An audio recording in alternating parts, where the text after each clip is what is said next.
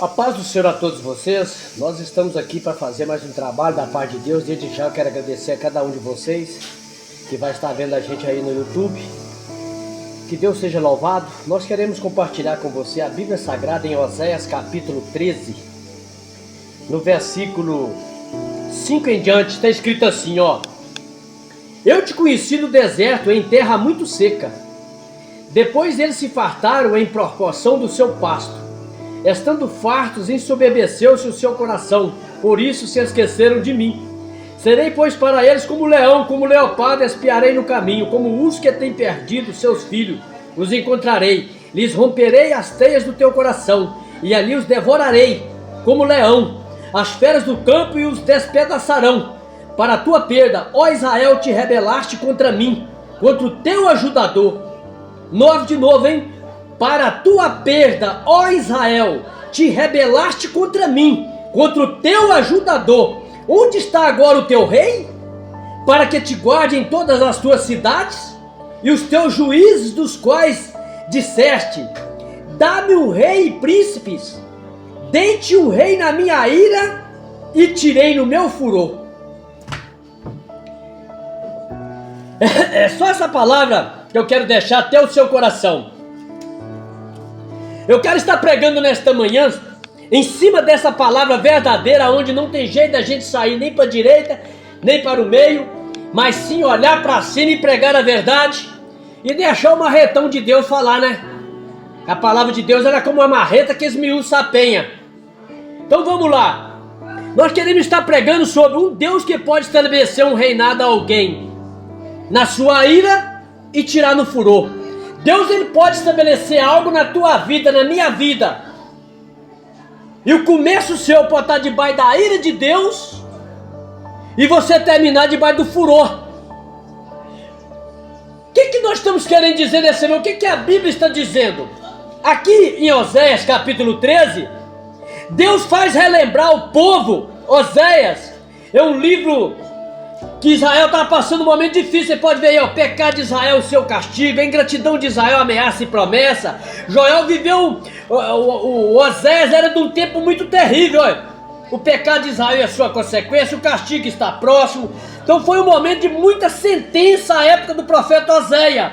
Israel e Judá são ameaçados com castigo por causa da sua impiedade. E você vai lendo a Bíblia, né? Você vai vendo só isso aí. E Deus faz lembrar na época de Oséias. Ele vai lá para Juízes. Se você for olhar a época de Juízes, quando estabeleceu ali o reinado a Saul, dá aproximadamente aí 300 anos, 360 anos mais ou menos, é que dá de Juízes. E Deus faz lembrar aqui no capítulo de Oséias 13, no versículo 11, 10, onde está agora o teu rei, para que te guarde em toda a sua cidade? Teus juízes, dos quais disse: dá-me um rei e príncipes. Olha onde Deus fez lembrar, olha: dei-te um rei na minha ira e tu tirei no meu furor. Ele levou o povo da época de Oséias a lembrar 200 a quase 300 anos atrás, quando ele tinha dado o reinado a Saul, quando Saul foi escolhido pelos homens. O que eu quero dizer para mim e para você, pelo meu entendimento espiritual, é que Deus pode dar um ministério a você ou a mim, seja lá quem for, debaixo de uma ira muito grande, e tirar você no furor dele. Porque, pelo que eu entendo da Bíblia e pelo que eu vejo aqui, não tem outra saída. Nós não temos de ficar blá blá blá blá explicando coisa não, porque Saul foi colocado debaixo de ira e tirado debaixo do furor de Deus. Olha o que está escrito aqui, ó: dei-te um rei na minha ira e tirei no meu furor. Porque na época que eles falaram para Samuel, eles viram para Samuel, é só você ler lá em 1 Samuel, você vai ver: você faça-me o favor de pedir a Deus um rei para nós. Todas as cidades aí fora tem, não tinha. Primeiro já está errado, que ninguém tem que olhar se os filisteus tinham, se os saduceus, os Zeteu, os Avineu, era tanto eu que tinha lá. Só que eles queriam um rei, porque todo mundo das cidades vizinhas, que era tudo contra Deus, tinha um rei. E eles pediram um rei para Samuel, e falou que os seus filhos já andam em mau caminho, que é o Joel e o outro lá, que era Juízes. que o pai dele colocou para juízes. Esses homens foram colocados, esses homens eles ganhavam um presente. Esses homens, os 2 filhos de Samuel, eles passaram a ser avarentos. Eles passaram a fazer negócio, a justiça do jeito que eles queriam. Dava presente, eles não faziam a sentença. E os homens ficou enraivados, nós não tem rei. E outra coisa, os seus 2 filhos que é juiz, ainda está fazendo patifaria. E você está muito velho, coloca sobre nós um rei. Foi que eles pediram Saul. Aí Deus ficou, e o Samuel ficou muito indignado com aquilo. Você lê a palavra, Samuel ficou indignado com aquilo. E Deus fala para Samuel: Samuel, eles não estão renegando, não é a você, é a mim. Faz o rei que eles estão pedindo. Que eles disseram que não queria mais Deus nas guerras. Eles não queriam Deus na frente mais das batalhas. Eles queriam um homem. Se é homem que eles querem, eles vão ter. E eles colocaram Saul. Mandou buscar ele, estava lá pegando as mulas no pasto. É só você ler a Bíblia. Buscaram o homem. Samuel passou o azeite na cabeça do homem. Eu não sei quanto tempo, foi um tempo muito curto que esse homem fez a vontade, não de Deus, mas a vontade própria. Se nós formos ler a vida se a gente ler na Bíblia o que Saul andou fazendo, mandou ele matar o rei Agag, matar todo o gado, matar tudo que tinha na frente. Ele trouxe o rei Agag para casa, trouxe os bois, consultou a macumbeira, matou 85 profetas de Israel, sacerdote de Israel, que não apoiava a bagunça dele. A gente só vê um rei perverso. Deu problema para Davi do começo ao fim, 21 vezes saiu perseguindo Davi, não morreu. Davi só não morreu porque uma bandeira dele simbolizava o leão da tribo de Judá. Ele andou com o lobo. Só que Davi só foi vitorioso, meu querido. Muitas das vezes você só pode ser um vitorioso se vai andar no meio de lobos. Mas se você não estiver rugindo como um leão, você vai ser morto. Você vai dizer: quantas pessoas hoje estão desanimadas do ministério? Quantas pessoas estão tristes, agoniadas, já largou o ministério? Por quê?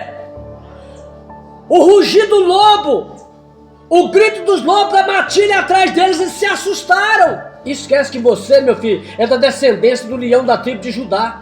No meio de lobo você tem que rugir. Davi só não foi destruído porque a bandeira dele era a bandeira do leão da tribo de Judá, mas a bandeira de Saul era um lobo. Só que ele andava rugindo no meio dos lobos. E quando o leão ruge no meio dos lobos, os lobos tem que sair. Não interessa se é 20, 30, não tem um lobo. Você já viu algum lobo encurralar leão?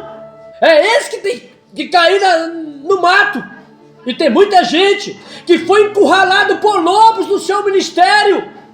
E hoje estão tristes, caídos, cabeça baixa. Calada a sua voz, a sua chamada. Porque você esqueceu que você tem uma chamada do leão da tribo de Judá.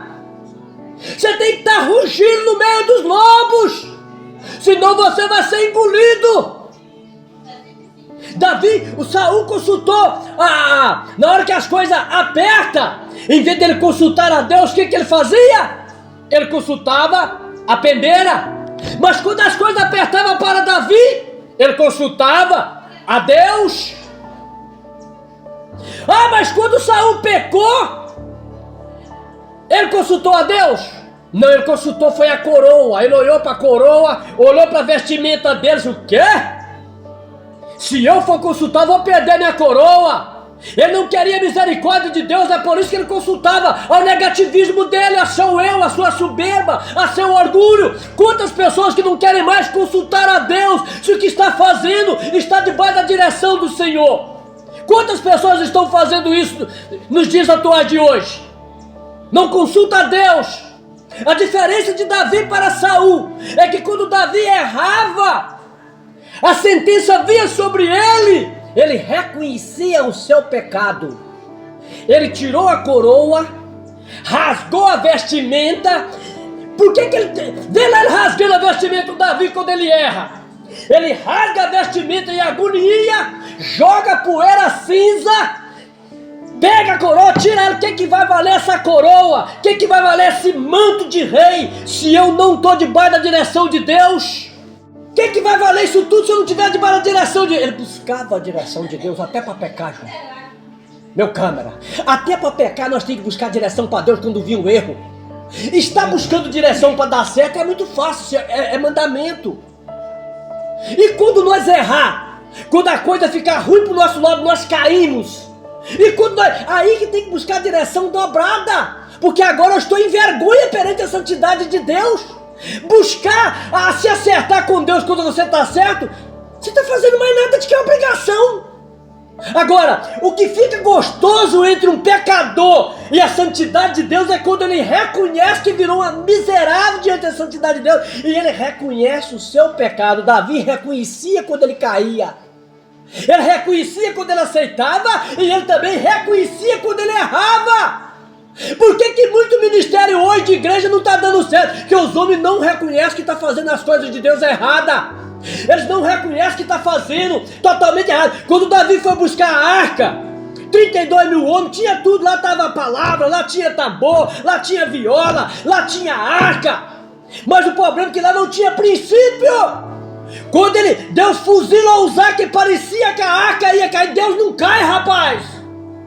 O cara foi tentar segurar Deus, que a arca representava Deus ali dentro, a glória dele estava ali dentro, e Uzá tentou segurar. Davi reconheceu, foi para casa agoniado, senta na cadeira do seu palácio depois de ter fulminado. Como é que o culto é bênção? 32 mil pessoas pulando, Joãozinho, 32 irmãos pulando, dando glória, aleluia, e rodava para lá, rodava para cá. E por que Deus terminou em morte? Começa bem e termina em morte. Quantos cultos parece que está bem, mas não passa de um culto morto, culto de homens, tradição de homens.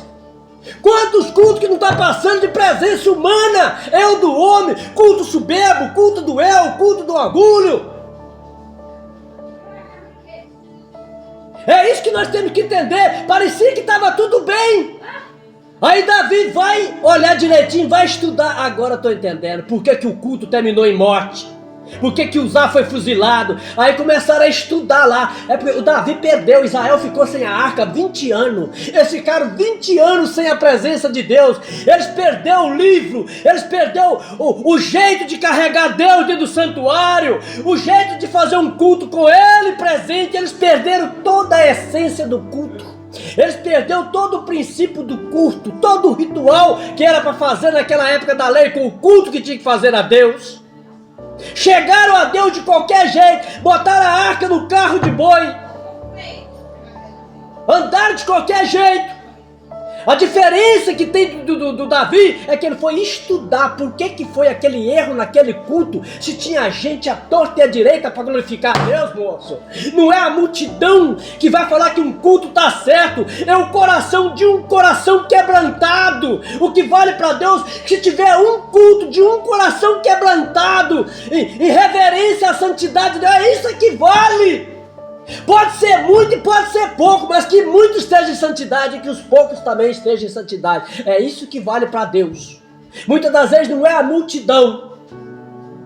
O que vale para Deus é um coração quebrantado. E Davi olhou o erro que ele fez, aí foi buscar a arca. Aí na segunda busca deu certo, que agora foi na direção de Deus, agora foi no rumo certo, nas coisas que ele errou no início. Não pode errar a segunda vez, é impossível, né? Aí Davi fez tudo direitinho. A diferença que tem é que Davi foi chamado por Deus, tirado lá de fora para dentro,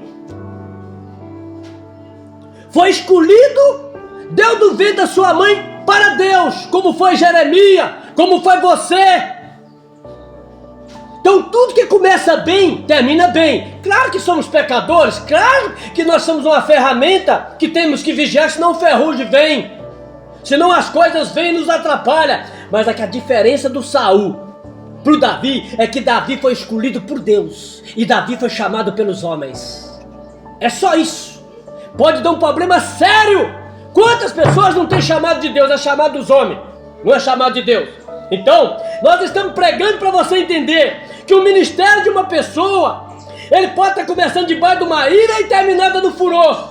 Nós acabamos de ler aqui, ó. E os teus juízes, dos quais disse: dá-me um rei e príncipes, dei-te um rei na minha ira e tirei no meu furor.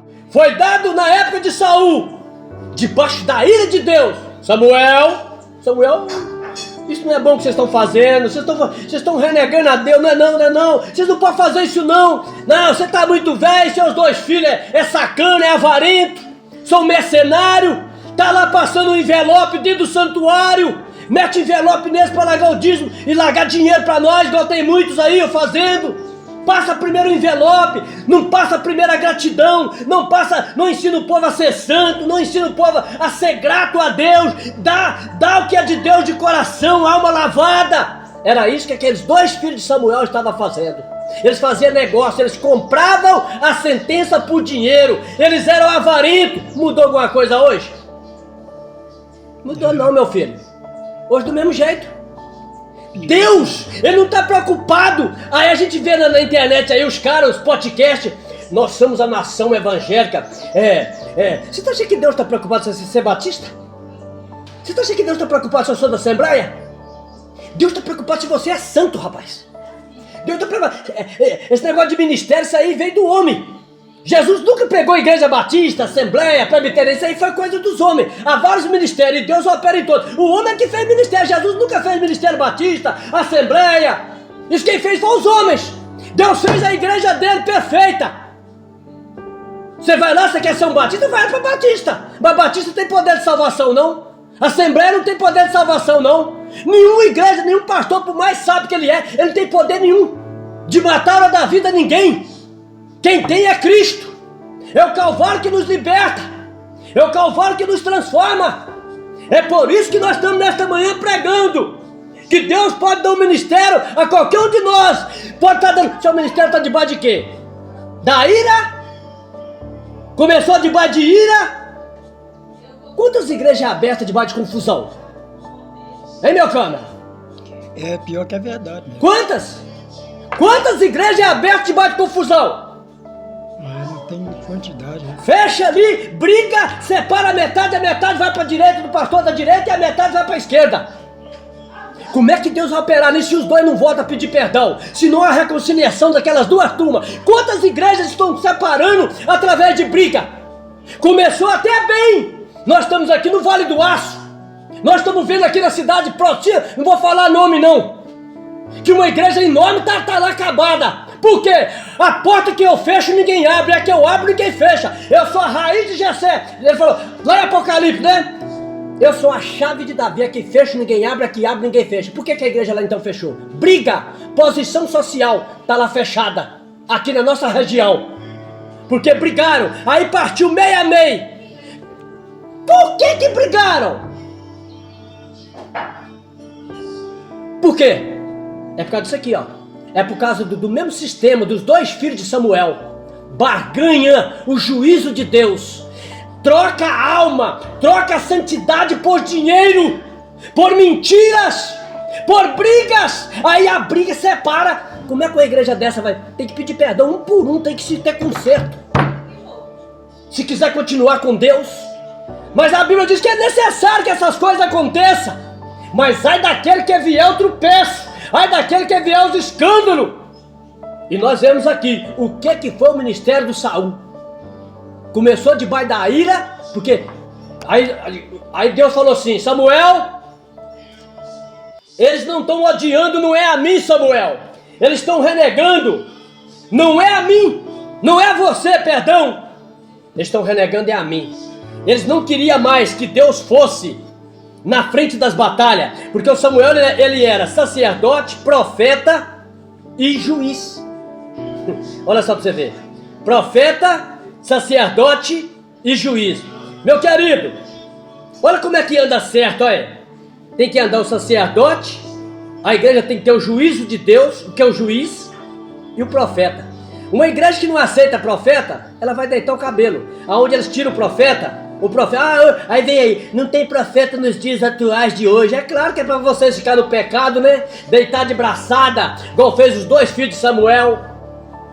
Trazia o dinheiro, não, você não vai me prender não, você não vai cortar meu braço aqui não, que eu roubei, não, tá aqui o dinheiro. Era isso que eles estavam fazendo. E diferencia de que hoje? O que está acontecendo hoje? Eles ganhavam presente. Eles eram filhos. E o que era o Ofni e Finéia? Também do mesmo jeito, adúlteros. A palavra certa. Não temos saída dessa verdade, meu querido. Deus, ele pode estar te dando um ministério que você mesmo achou. Eu vou fazer uma igreja. Quantas pessoas abrem igreja por conta própria? E muitas das vezes Deus nem mandou, Deus não está no negócio. Tem igreja que Deus está no negócio com ele. Que ele orou, Deus vai abrir o ministério assim lá pro meu nome, cuida dele. Mas tem lugar que Deus não chamou não.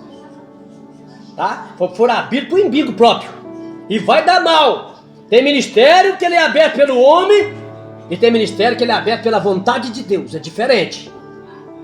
Aí Deus falou para Samuel, eles não estão renegando, não é você. Agora fala para eles, se você ler todo Samuel, 1 Samuel, aí você vai ver lá, ele falando para eles, as consequências que eles iam ter de pedir um rei.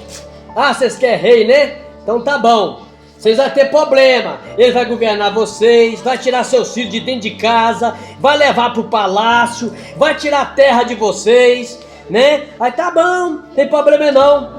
Olha o que ele falou aqui, eu acho que é aqui, ó. Convocou, pois, Samuel o povo ao Senhor em Mispa e disse aos filhos de Israel, assim diz o Senhor Deus de Israel, eu fiz subir Israel do Egito, livrei-vos da mão dos egípcios e da mão, Samuel capítulo 10, 17. Mas vós tendes rejeitado hoje a vosso Deus. Olha aqui, eles rejeitaram Deus. Então, se aqui está falando que eles rejeitou Deus, então o quê? Vamos botar o Saul, que vos livrou de todos os vossos males, trabalhos, e lhe tendes dito, põe um rei sobre nós. Agora, pois, pode-vos perante o Senhor pelas vossas tribos, pelos vossos milhares, fazendo, pois, chegar a Samuel todas as tribos. Aí Samuel foi lá, chega todo mundo aqui, é o homem que vocês querem, então vem cá. Tribo de Benjamim, vem todo mundo, tribo de Benjamim pelas suas famílias, tomou a família de Matri, dela tomou Saul, filho de Quis, e buscaram, porém não se achou. Então tornaram a perguntar ao Senhor aquele homem, ainda viria ali, disse o Senhor, eis que se escondeu entre a bagagem, e correram e tomaram dali, e pôs-se no meio do povo, e era mais alto, olha, ele não estava querendo ser rei não, né, ele estava escondido, aí está escondendo, que ele viu, isso tem que ser rei, apesar, aí pegaram ele, trouxeram ele cá pro meio, vocês não escolheram o homem? Olha o homem aqui, ó, e dali pôs-se no meio do povo, e era mais alto que todo o povo, desde o ombro para cima. Então disse Samuel a todo o povo, veja quem o Senhor tem elegido, pois em todo o povo não há nenhum semelhante a ele. Então jubilou todo o povo e disseram, viva o rei! E declarou Samuel ao povo direito o reino, escreveu um livro e pôs perante o Senhor. Então enviou Samuel todo o povo, cada um para a sua casa. Aí você vai ler depois, para frente, não vai ler, que você precisa ler a Bíblia Sagrada aí, que vai falar assim, fala para eles que Samuel, depois que o Saul começar a governar, vai tirar filhos de vocês de dentro de casa, vai levar para o palácio, talvez vai levar suas mulheres para cozinheira, e foi falando, e vocês vão servir a ele, vai pagar imposto, porque não tinha imposto, vocês vão ter que pagar imposto ao rei, ele vai ter ódio de matar algum de vocês da vida, que o rei tem esse nome. Olha onde eles foram buscar. Eles renegaram a Deus, a justiça, a misericórdia, o amor de Deus, que ganhava as batalhas, e puseram o homem. Então vocês querem homem, então vai ser desse jeito. Então Saul foi colocado debaixo da ira de Deus, começou debaixo da ira, que Deus ficou irado da escolha que eles fizeram, eles estão renegando a mim, já não quer eu com mais o Senhor deles, olha aí. Olha como é que é sério. Olha como é que era o homem, olha, 9. Este tinha um filho, varão, e havia um homem de Benjamim, cujo nome era Quis, filho de Abiel, filho de Zeró, filho de Begor-Corote, filho de Afias, filho de um homem de Benjamim, varão alentado e força. Este tinha um filho, cujo nome era Saul, jovem e tão belo que entre os filhos de Israel não havia outro homem mais belo do que ele, desde os ombros para cima, sobressaía todo o povo. Perfeito dos homens, do jeito que os homens queriam. Você quer homem bom? Você quer homem sábio? Você quer homem, né? Põe a ele, põe o homem. Mas tem chamado de Deus? É escolhido de Deus? O homem era bonito, sobressaía qualquer israelita. Põe o homem. Mas tem chamado? É escolhido? Porque se não for, pode estar colocando um debaixo da ira e Deus vai tirar no furor. Esta é a palavra que eu deixo para você, meu querido. para você meditar nesta manhã. Esta é a palavra que eu deixo para você. Mas rapidinho aqui, ó. Eu quero ler o 8:5. Achei aqui. E disseram: eis que já está velho teus filhos. 1 Samuel 8:5. E já está velho teus filhos e anda pelos teus caminhos. Constitui-nos, pois, agora um rei sobre nós, para que eles nos julguem, como tem todas as nações. Porém esta palavra pareceu mal aos olhos de Samuel, quando disseram: dá-nos um rei para que nos julgue. E Samuel orou ao Senhor, e disse o Senhor a Samuel: ouve a voz do povo, tudo quanto disser, pois não te tem rejeitado a ti, antes me tem rejeitado, para eu não reinar sobre eles, conforme todas as palavras que fez, desde o dia em que eu tirei do Egito, até o dia de hoje, pois a mim me deixou e a outros deuses serviu, assim também te fez a ti. Tá servindo, tá largando, tá fazendo o mesmo com você, Samuel. Agora, pois, ouve a sua voz, porém protesta-lhe solenemente, declare qual será o costume do rei que houver de reinar sobre ele. Fala aí como é que vai ser o reinado sobre ele, vocês querem, é isso mesmo. E falou Samuel todas as palavras do Senhor ao povo, que ele pediu um rei, e diz: este será o costume do rei que houver de reinar sobre vós. Ele tomará vossos filhos, empregará para seus carros, para seus cavaleiros, para que corra diante dos seus carros. O rei porá por príncipe de milhares e por cinquentenário, e para que lavrem sua lavoura, segue a sua cega, faça suas armas de guerra, os petrechos de seus carros. Tomará as vossas filhas para perfumista, cozinheiras, padeira. Tomará o melhor das vossas terras, das vossas vinhas, todos os vossos olivais os dará a seus criados, as vossas sementes, as vossas vinhas, dizimará para dar a seus eunucos e a seus criados. Também os vossos criados e as vossas criadas e os vossos melhores jovens, os vossos jumentos tomará e os empregará no seu trabalho. Dizimará o vosso rebanho, vos lhe servireis de criado. Então naquele dia, depois que vocês verem esse aperto todo, o rei vai fazer isso tudo com vocês, aí vocês vão vir para mim, né? Deus falando: então naquele dia clamareis por causa do vosso rei, que vos ouviste, escolhido. Mas o Senhor não vos ouvirá naquele dia. Porém o povo não quis ouvir a voz de Samuel, e disseram: não, mas haverá sobre nós um rei. Não deram ouvido dele. Não, gritaram a multidão: já chega! Haverá sobre nós um rei, e nós também seremos e nós seremos como todas as nações, e o nosso rei nos julgará, sairá diante de nós e fará nossas guerras. Ouvindo, pois, Samuel todas as palavras do povo, as falou perante os ouvidos do Senhor. Então o Senhor disse a Samuel: dá ouvido à sua voz, constitui-lhes rei. Então Samuel disse aos filhos de Israel: vá-se cada qual à sua cidade. Lê o 9 em diante que você vai ver. Eles buscam Saul, olha só para você ver. Eles não queriam Deus reinar sobre eles. Não queremos. Eles renegaram a Deus continuar reinando sobre eles. Então Saul foi colocado debaixo da ira e tirado no furor, na morte. Desarraigou toda a descendência de Saul. Se não fosse um pacto de Jonatas com Davi, até o Mefibosete tinha ido. Só sobrou Mefibosete, neto de Saul, por causa da misericórdia de Deus, que nem o Mefibosete era para estar vivo. Não Mefibosete. Era para desarraigar toda a descendência de Saul. Sobrou apenas Mefibosete. E por que sobrou Mefibosete, irmão João? Simplesmente porque um dia encontrou Jonatas, filho de Saul, com Davi, e viu que o pai dele ia perder o reinado e que Saul ia reinar, que ele viu, ele tinha discernimento, ele tinha visão, coisa que o pai dele, que era para ter, não tinha. Eu já sei, Davi, você vai reinar, mas tem uma coisa, vamos fazer um pacto aqui. Usa de benevolência com a minha descendência no dia que você for rei. Aí no dia que surgiu a guerra dos filisteus com Saul, com o povo israelita, foi que esse menino, a carroça passou em cima das duas pernas de Mefibosete, como a ama de leite dele ia fugindo. Mefibosete era uma criancinha, tinha a ama de leite dele. O carro passou em cima, as duas rodas passou em cima das duas pernas de Mefibosete, ele ficou aleijado de ambas as pernas. Aí quando chega no dia, Davi senta no trono, cheio de amor, cheio de misericórdia. Ziba era o servo de Davi. Tem alguém da descendência de Saul para que eu use de benevolência? Ah, tem, esquenta não, rei, não vai te dar trabalho não. Tá lá em Londerbom um garotinho feio, cabeludo, barbudo, aleijado de ambas as pernas. Talvez foi essa conversa de Ziba com Saul. Você vai lá e busca ele pra mim. Ela lembrou do pacto que tinha feito com Jonathan. E ele usou de misericórdia e benevolência. Só por isso, olha só, a misericórdia de Deus buscou Mefibosete lá em Lodebar. Eu quero lhe dizer para nós fechar esta palavra: não interessa o que você está passando, Não interessa se você está perdido. Você olhando para você, você é um aleijado de ambas pernas. Ninguém te dá nada para você. Mas tem uma coisa, a misericórdia de Deus vai te alcançar você em Lodebar. Não interessa onde você está.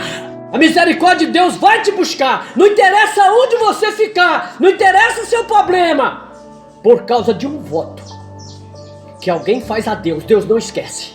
Jamais. Mefibosete era para estar morto, que era a mentalidade de Deus, a sentença de Deus, o juízo de Deus, era para desarraigar toda a descendência. Mas no meio desse desarraigamento de Deus, do juízo de Deus, sobre a descendência de Saul, havia um voto de misericórdia, um voto de compaixão, um voto de amizade de Jonathan com Davi. E por causa deste voto, um voto fiel, um voto consagrado, um voto feito debaixo de amor, de misericórdia, Deus intercedeu e sobrou Mefibosete, e ele veio morar com Davi e comia diariamente na mesa do rei. Foi convidado, deu para ele toda a fortuna do seu avô de volta, toda a herança que tinha, que era de Jonathan e também de Saul, passou para Mefibosete, e o Davi ainda fez um convite para ele: come na minha mesa aqui comigo, não sai do meu palácio. E ele aceitou, e a Bíblia diz que diariamente Mefibosete comia na mesa do rei, diariamente. Já pensou que graça?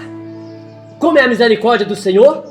É, por causa de um voto, por causa de uma palavra que você falar, meu querido, Deus vai tirar você, não interessa aonde você estiver, a misericórdia de Deus vai te alcançar e ela vai te buscar.